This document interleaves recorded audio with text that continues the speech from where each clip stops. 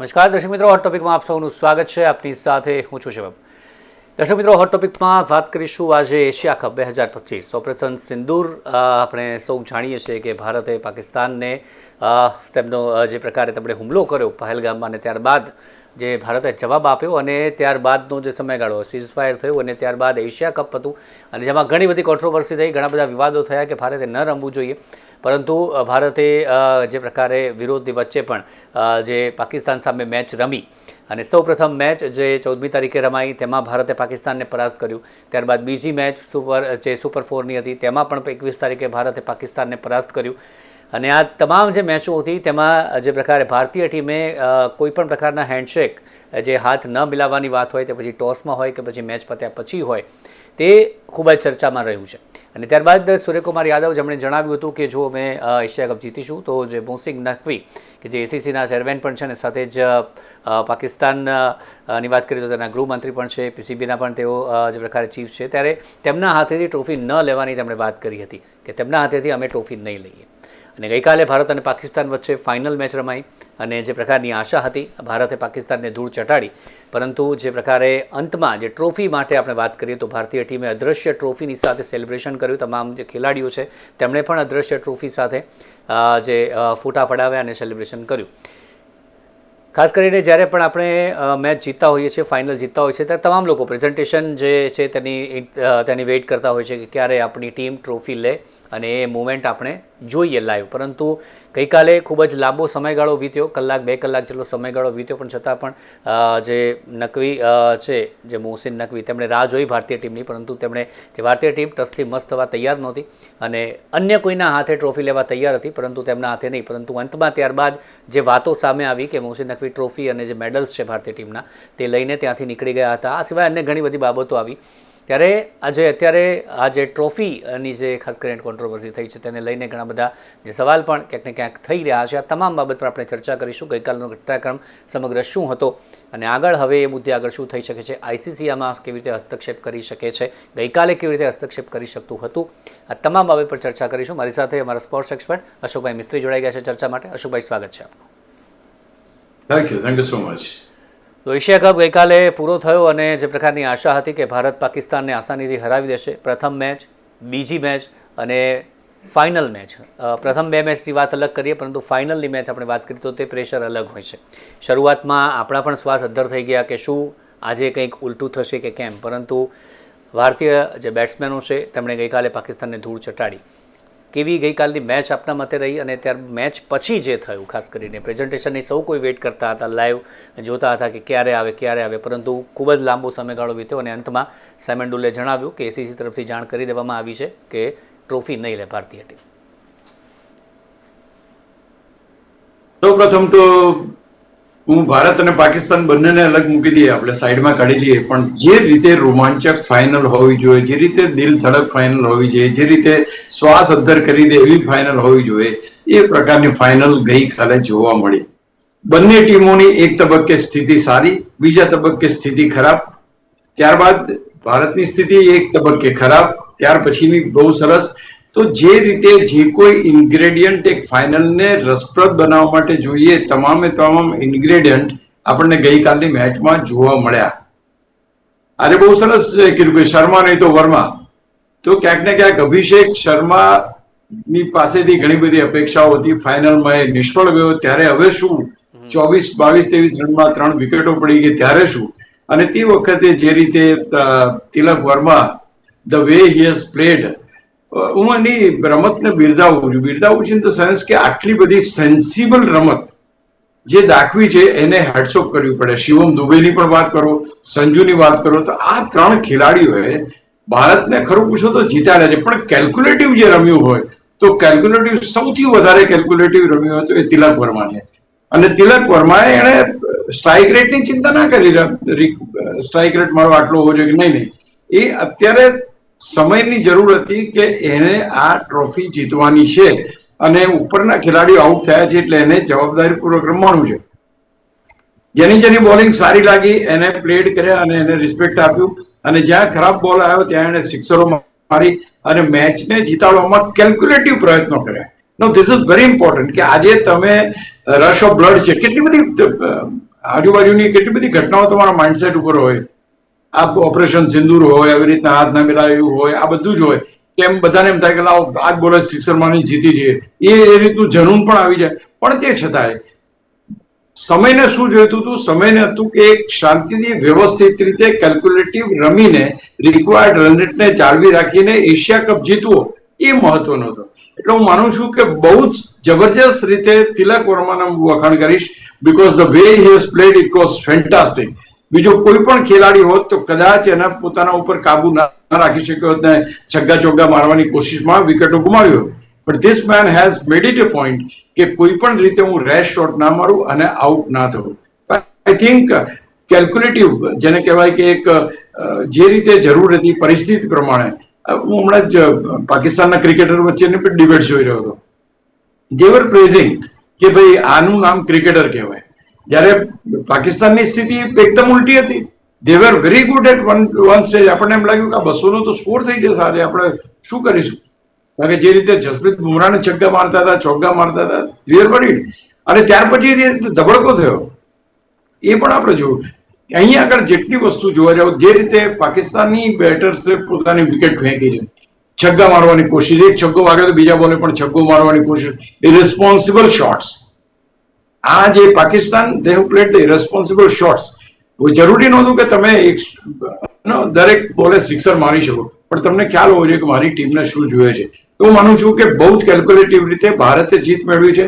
ભારતનું પ્લાનિંગ, ભારતનું જે કહેવાય કે ખેલાડીઓ વચ્ચેનું coordination, combination, captainship, bowling, batting, fielding, management, everything was well prepared. તમામ પરિસ્થિતિઓ સાથે કઈ રીતે પાર પાડવું એને એ પ્રકારની મેચ કાલે જોવા મળી. એબ્સોલ્યુટલી સુપર, દિલ ધડક મેચ જેને કહેવાય. બધી જ રીતના રોમાંચ કાલે જોવા મળ્યા, બધી રીતના શોટ્સ જોવા મળ્યા, બધા એક્સપ્રેશન્સ જોવા મળ્યા ખેલાડીઓના. ભારતીય ખેલાડીઓના એક તબક્કે એક્સપ્રેશન કેવા હતા, પાકિસ્તાની ખેલાડીના કેવા હતા, પાકિસ્તાન ફેન્સના કેવા હતા, ઇન્ડિયન ફેન્સના કેવા હતા. આઈ think it was a fantastic match in all respect.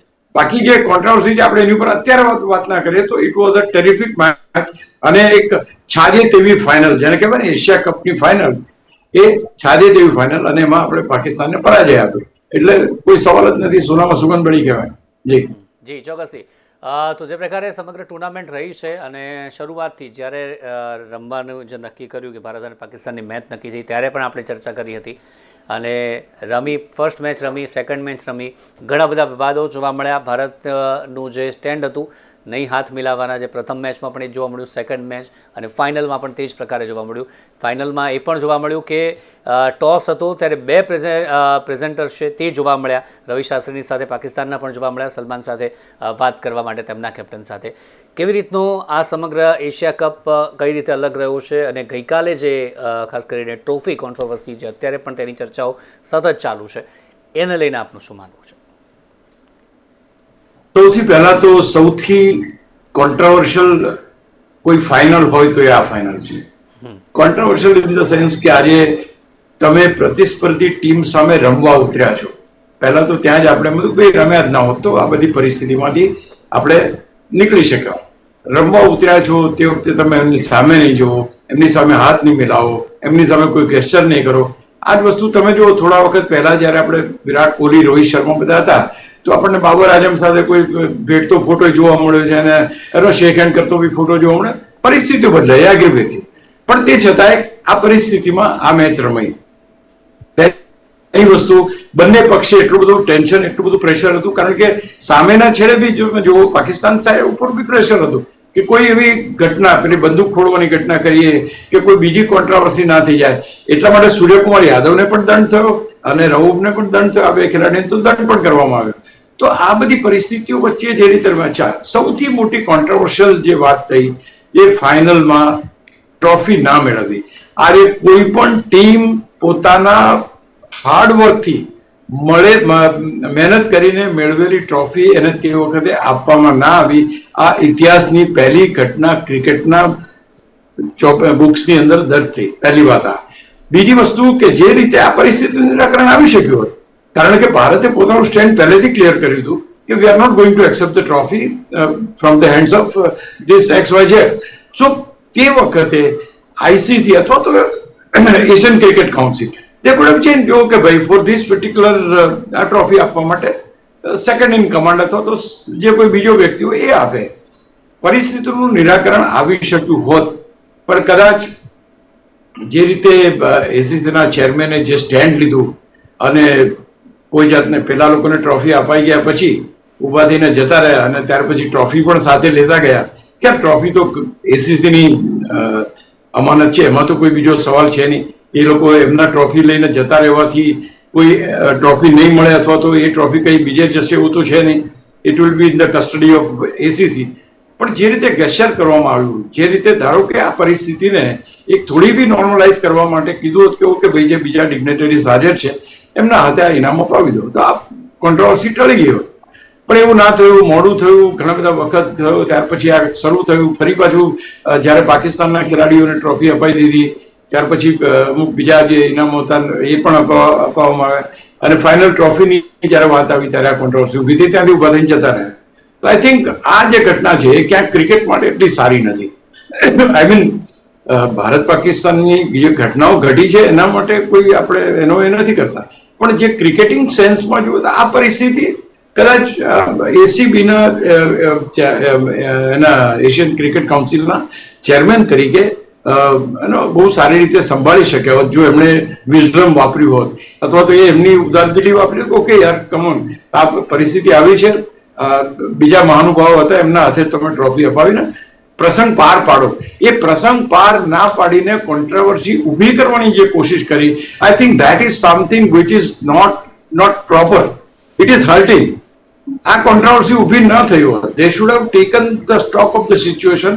અને કારણ કે આ તો કઈ કાલે નહોતું આપણે એ કર્યું, આપણે ઓલરેડી પહેલા કહ્યું હતું કે અમે આ જે ચેરમેન છે એમના હાથે નથી લેવાના ટ્રોફી, તો પછી that could have been handled properly. હું માનું છું કે કદાચ આઈસીસી પણ અહીંયા દબાણ લાવી શકી હોત જો if the things are that way.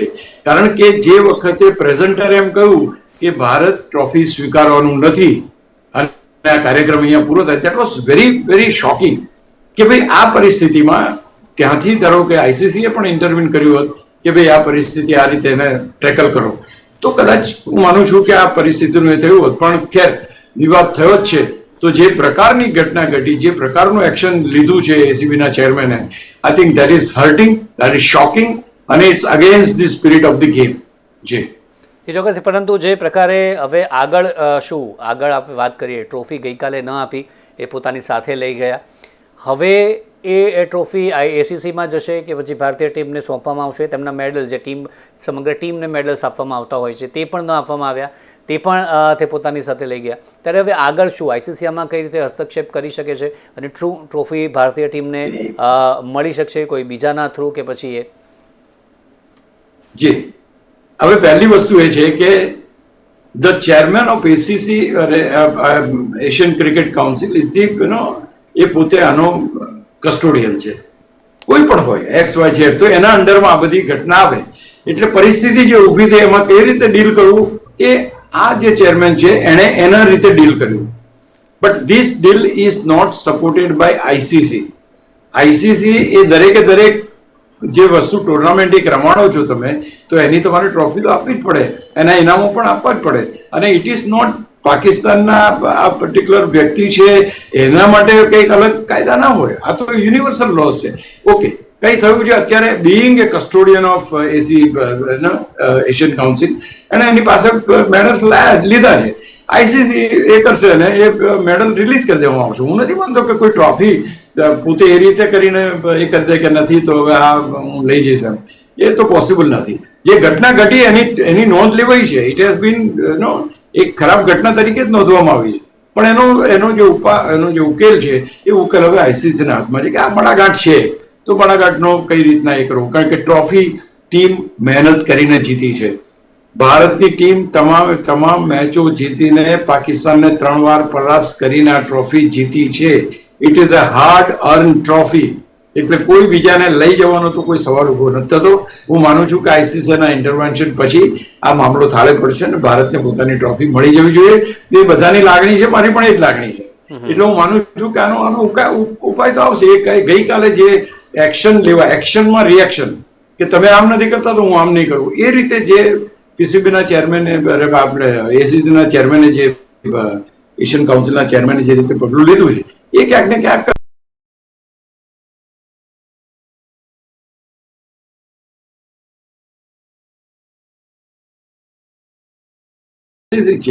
ICC will decide and we should wait till that decision. Yes. એ ચોક્કસથી. અને જે પ્રકારે આપણે વાત કરીએ તો એક પ્રકારે પાકિસ્તાનની જે અગાઉ પણ જે પ્રકારે બતાવ્યું છે, જે પ્રકારે હાથ ન મિલાવવાની વાત છે, તે સતત સલમાન અલી આગાની આ વાત કરીએ, તેમના કેપ્ટનની વાત કરીએ, જ્યારે પણ પ્રેસમાં આવે ત્યારે આ વાતનો ઉલ્લેખ હંમેશા કરતા હોય છે. એક મનનો જે પ્રકારે એમનો પોતાનો ઈગો કે તમે અમારી સાથે આગળ જે આપે પણ જણાવ્યું, અને એ જ પ્રકારની આ એક પાકિસ્તાનની જે અવરચંડાએ નફટાઈ જે આની પહેલાં પણ જે યુદ્ધમાં આપણે જોયું છે અને તે જ પ્રકારે મેદાનમાં પણ આ પ્રકારે જોવા મળ્યું. આમાં એ થઈ શક્યું હોત જેમણે જે આપણે જણાવ્યું કે એમના સિવાય કોઈ અન્ય વ્યક્તિ પાસેથી અપાઈ શકી હોત, જે આપણે જણાવ્યું, શું એ થઈ શક્યું હોત? અને એવું કેમ ન કરવામાં આવે? એક પ્રકારે એક ઈગો એમનો વચ્ચે આવે, એ પ્રકારે કહી શકાય પાકિસ્તાનની અવરચંડાઈ બિલકુલ ઈગો વચ્ચે આવ્યો છે એમનો. કારણ કે બહિષ્કાર કરવામાં આવ્યો એટલે એમણે કહ્યું કે ચલો હું નહીં તો આ બધું લઈને જતો રહીશ, તમને નહીં આપું. આ એક બાળકો જેમ કરે ને એ પ્રકારનું એક્ટ કહેવાય. એમણે એક પોતાની રાજદ્વારી અથવા તો જે કોઈ એમની પાસે વિઝડમ છે પ્રિવેલ કરવું જોઈતું હતું તે વખતે, અને એમ કહેવું જોઈતું હતું કે ઇમિડિયેટ સ્પોન્ટેનિયસ ડિસિઝન લઈને ઓકે ભાઈ બીજા મહેમાનો જે છે એમના હાથે આ ટ્રોફી અપાવી દો. હું નથી માનતો કોઈ વિવાદનું કોઈ કારણ હતું, કારણ કે આ જે વસ્તુ છે પહેલી વાર નથી કરતો. India has already confirm to them that we are not going to accept the trophy. એ તો એમણે કહ્યું હતું. પછી તે છતાં પણ આવું કરવું અથવા તો આ એક શો કરવો અથવા તો ભારતને ટ્રોફીથી વંચિત રાખવું ફોર ધ ટાઈમ બિંગ, કારણ કે દરેક વસ્તુનો એક સમય હોય છે. આજે તમે ઘેર ચૂપચાપ ટ્રોફી આવી જાય, તમે 50,000 લોકોની વચ્ચે કરોડો લોકો જોઈ રહ્યા છે, એની સામે તમે ટ્રોફી લો, ઇટ્સ ટોટલી ડિફરન્ટ. એટલે એમણે પાકિસ્તાન એટલે ચેરમેન જે છે એમને એમ લાગ્યું કે હું ભારતને એમના વિજયમાંથી વંચિત રાખું, વિજયની ઉજવણીમાંથી વંચિત રાખું, અને એટલા માટે કરાયેલું આ કૃત્ય છે. આ એક બદલાની ભાવનાથી કરેલું કૃત્ય છે અને એટલા માટે એને બહુ જસ્ટિફિકેશન નથી મળતું અથવા તો લોકો એને સરાહતા નથી. હી ઇઝ ચલો ઠીક છે, આપણે એક સ્ટેન્ડ લીધું છે કે ભાઈ અમે we are not going to shake hands નહીં કરીએ અને આ રીતના નહીં કરીએ, તો દે શુડ રિસ્પેક્ટ ધેટ. એમાં નહીં રિસ્પેક્ટ કરવાનું કોઈ કારણ હતું નહીં. અને ભારતને આટલા બધાની વચ્ચે સેલિબ્રેશન માંથી વંચિત રાખવા માટે જ કરાયેલું આ એક કૃત્ય એવું લાગી રહ્યું છે અત્યારે. અને હું નથી માનતો કે કોઈ પણ આની સાથે એક્સેપ્ટ કરશે કે આ પરિસ્થિતિને તારે આજે ઘરનો વડીલો શું કરે, પોતાના ઘરમાં ધારો કે આપણે લગ્ન પ્રસંગ હોય શું કરીએ, કોઈને કહીએ લાગ્યું તો બીજાને તું નહીં ભાઈ ચલો મારાથી નહીં આનાથી હું એને પરિસ્થિતિને થાળે પાડું, એ પ્રયત્ન ના કર્યો. So that is something which is hurting અને એ હર્ટ કરે છે આખી ફેટર્નિટીને. કારણ કે જે ક્રિકેટ રમે છે, ક્રિકેટની સાથે સંકળાયેલા છે, બધાને ક્યાંક દુઃખ છે કે ભાઈ પહેલેથી નક્કી હતું તો શા માટે આવી ઘટના ઘટી. આઈ થિંક આઈસીસી વિલ ઇન્ટરવીન અને ચોક્કસ એના ઉપર પગલાં લેશે. જી ચોક્કસ. અને મેચ પત્યા બાદ ભારતીય ટીમનું સેલિબ્રેશન એક પ્રકારે તેમને ટ્રોફી ન આપીને આપે જણાવ્યું કે એમને વિજયના જે ખુશીઓ છે તેનાથી વંચિત રાખવાનો તેમનો પ્લાન હોઈ શકે છે, પરંતુ ભારતીય ટીમ કે તેમના જે મનસૂબા હતા તેમાં તેમને પાર ન પાડવા દીધા અને જે પ્રકારનું સેલિબ્રેશન કર્યું છે, અદૃશ્ય ટ્રોફી સાથેનું જે સેલિબ્રેશન જે 2024માં આપણે જે વર્લ્ડ કપ જીત્યા ત્યારે જે રોહિત શર્માની જે વોક હતી તે સૂર્યાએ રિપીટ કરી, હાથમાં અદૃશ્ય ટ્રોફી, અને ત્યારબાદ સોશિયલ મીડિયા પર એક ચિત્ર જે ટ્રોફીનું મૂકીને સેલિબ્રેશન કર્યું. એટલે એક પ્રકારે જવાબ ચોક્કસથી આપી દીધો છે કે તમે આવું કરશો તો અમને કોઈ ફેર નહીં પડે, અમે અમારું સેલિબ્રેશન છે તે એ જ રીતે કર્યું છે, માત્ર ટ્રોફી હાથમાં નહોતી, અદૃશ્ય ટ્રોફી સાથે સેલિબ્રેશન કર્યું છે. અને પછી પ્રેસ કોન્ફરન્સમાં પણ જવાબ જે તેમણે આપ્યો છે કે મોટા મોટા LED બોર્ડ્સમાં ઇન્ડિયા ચેમ્પિયન છે એવું લખેલું છે, એના કરતાં મોટી ટ્રોફી શું હોઈ શકે છે, જે સૂર્યાનો જવાબ હતો. Absolutely celebration has been done. A trophy નથી છતાં સેલિબ્રેશન જે રીતે અહીંયા આપણે ઘણી બધી વખત એવું એ કરીએ છીએ કે ભાઈ ચલો આ રીતના નહીં તો આમ એક્સેપ્ટ કરીએ કે I think the celebration was great. અને જે ટ્રોફી નથી છતાંય જે એક્શન રોહિત શર્માની જે કરી, I think it is all eye pleasing. બહુ જ મજા આવી ગઈ. ઇટ ઇઝ સમથિંગ કે આખી ટીમ સેલિબ્રેટ કરે જે રીતના જ આવી. એને બહુ સરસ કીધું. એણે કહ્યું કે મારી પાસે આ ટ્રોફી નહીં આવવાથી મારી ટ્રોફીઓમાં કોઈ ફરક નહીં પડે, મારી પાસે 14 ટ્રોફીઓ, મારા ખેલાડીઓ એ બધી મારી ટ્રોફીઓ છે, અને જે રીતે એ લોકોએ મહેનત કરીને આ ટ્રોફી જીતી છે આઈ થિંક એ જ મારા માટે મહત્વની છે. એટલે મારા માટે કે આ એક ટ્રોફીની વાત નથી, મારી પાસે 14 ટ્રોફીઓ પડી છે So this is what a captain can say, to lift the spirit of the game, to lift the spirit of the players. કે ભાઈ ઓકે યાર કમ ઓન, આજે નથી આપી તો it doesn't mean that we are not celebrating. Come on, will celebrate. તો trophy વિના પણ ટ્રોફીનું સેલિબ્રેશન થયું અને India, the whole India celebrated that way. Thus absolutely nothing. કોઈને એવો વસ્તુ નથી કે ટ્રોફી ના મળી. No, everybody has enjoyed it. ફટાકડા જેટલા ગઈકાલે ફૂટ્યા છે, કદાચ દિવાળીમાં નહીં જોવા મળ્યા, પણ એટલા ફટાકડા કાલે ફૂટ્યા છે. Celebration is done. The answer has been given. Proper answer પાકિસ્તાનને આપવાનો તો આપ્યો કે તમારા રોકવાથી ભારતનું સેલિબ્રેશન ક્યારેય રોકાયું નથી અને ક્યારેય રોકાશે નહીં.